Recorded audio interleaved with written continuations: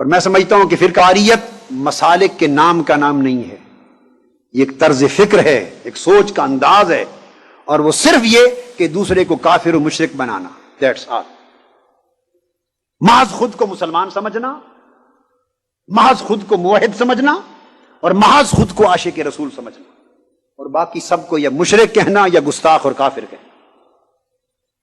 یہ اسلام کا جو دائرہ، اس سے نکالنے کا جو طرز فکر ہے ہمارا، اس پر ہماری تبلیغ کا زور صرف ہو رہا ہے، اس کے ترک کرنے کا نام اتحاد امت کی طرف آنا ہے، اور اس کے خاتمے کے لیے ضروری ہے کہ ہم اختلاف کو اختلاف کہیں، خلاف نہ بنائیں۔ ہم نے اختلاف کو خلاف بنا لیا، پھر اناد بنا لیا ہے۔ اس کے دو پہلو ہیں بڑے فرقہ واریت کے، بڑے کریہ۔ ایک فرقہ وارانہ طریقہ ہے، سری فرقہ پرستی، اور ایک مخفی اور منافقانہ فرقہ پرستی۔ یعنی اس کو میں کہوں گا ایک فرقہ وارانہ طریقہ ہے امت کو پھوڑنے کا، اور ایک مبلغانہ طریقہ ہے امت کو پھوڑنے کا۔ جو کم عقل و شعور رکھنے والے ہیں وہ فرقہ وارانہ طریقہ اپناتے ہیں، کھلم کھلا فرقہ بندی کی بات کرتے اور نعرے لگاتے اور کافر و مشرک بناتے اور اسلام کے دائرے سے خارج کرتے۔ اور پڑھے لکھے لوگ مبلغانہ طریقے سے فرقہ پرستی کر رہے ہیں۔ جو ہم کرتے ہیں مبلغانہ طریقہ وہ یہ کہ کسی مسلک اور فرقے کا نام نہیں لیتے، نہ اپنے نام کے ساتھ کسی مسلک و فرقے کا انتساب کرتے ہیں، اور کوئی پوچھے آپ کا تعلق کس مسلک سے ہے، ہم کہتے ہیں نہیں جی ہم تو مسلمان ہیں، ہم مسلمان ہیں۔ پھر جب اسلام کی تعبیر دیتے ہیں تو چند ہفتوں کی تعلیم کے ساتھ اس کا ذہن بن جاتا ہے کہ صرف اسلام تو یہاں ہے، صرف منہاج القرآن میں اسلام ہے، باہر تو سب کافر بستے، صرف انجم الخدام القرآن اور ڈاکٹر صاحب کی اکیڈمی میں اسلام ہے، باہر تو آج پتہ چلا سب مشرک ہیں، صرف منصورہ میں اسلام ہے، باہر تو سب مشرک ہیں۔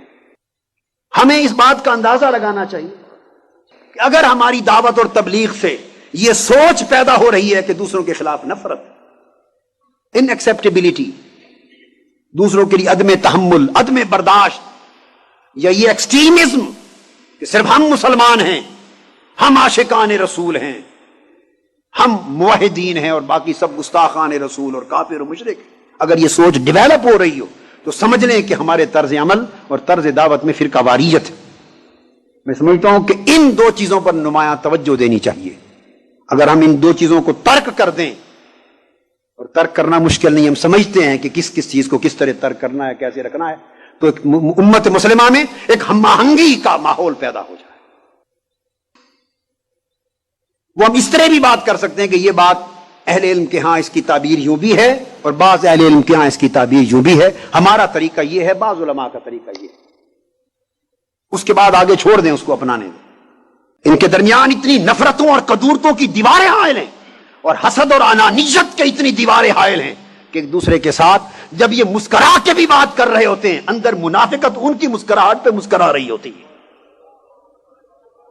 ایک نفرت ہے، قدورت ہے، اور اس ذاتی انا کے بت کی پرستش پر دین جو ہے وہ نظر ہو رہا ہے۔ لہذا اگر حق کے ساتھ ہمیں محبت ہے اور ہم اہل حق ہیں تو وجہ کیا ہے؟ حضور صلی اللہ علیہ وآلہ وسلم اہل کتاب کو بعض اقدار مشترکہ پر اکٹھے ہونے کی دعوت دے رہے ہیں تاکہ ایک معاشرہ مستحکم ہو جائے۔ تعالوا الی کلمۃ سواء بیننا و بینکم، اے یہودیوں عیسائیوں آ جاؤ، ہم مشترک قدروں پر اکٹھے ہو جائیں۔ اہل کتاب کو ہمارے رسول مشترک اقدار پر اکٹھا کر رہے ہیں، اور یہ 3-4 مسلک کی قیادتیں اور جماعتیں، ان کے ہاں ایک خدا، ایک رسول، ایک کعبہ، ایک قرآن، ایک دین، یہ اکٹھے نہیں ہو سکتے۔ مگر ہم اختلافات کو پہلے رکھتے ہیں اور اتفاقات کو بعد میں رکھتے ہیں۔ کسی کی ترجیح دین نہیں، فقط مسلک ہے، فقط فرقہ ہے۔ کسی کی ترجیح اگر مسلک بھی نہیں تو فقط ذات کا بت ہے۔ اللہ ہم سب کو معاف فرمائے، بشمول میرے، اور ہمیں ہدایت کی راہ عطا فرمائے، تاکہ مل کر ایک دوسرے کے افہام اور تفہیم کے ساتھ آگے بڑھنے کی کوشش ہو۔ بہرحال یہ اچھی بات ہے کہ پہلے جی ہاں بسم اللہ، یہ بسم اللہ آپ کر لیجیے۔ چلو جی میں کروں گا انشاءاللہ، ماشاءاللہ۔ یہ چونکہ وہ کیا 220 وولٹ کا ہے معاملہ تو ڈاکٹر صاحب فرماتے ہیں یہ ہاتھ آپ لگا لیں تاروں سے، ہم انشاءاللہ جمع کر لیں گے۔